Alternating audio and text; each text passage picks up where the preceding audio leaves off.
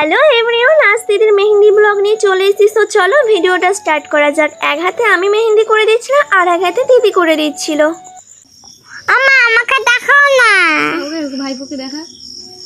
ভাইপোকে দেখা না। ভাইপোকে দেখাও। ভাইপোকে দেখা না। হ্যাঁ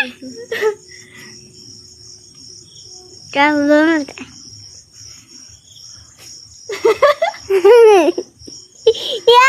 সো ভাইপোকে তো তোমরা দেখেই নিয়েছো। ফার্স্টেই মেহেন্দিটা করেছিলাম, কালারটা ভালো ছিল না, দেন আমরা মেহেন্দিটা চেঞ্জ করি। দিদি আর আমি ট্রানজিশন রিলের জন্য একটু ভিডিও করে নিচ্ছিলাম।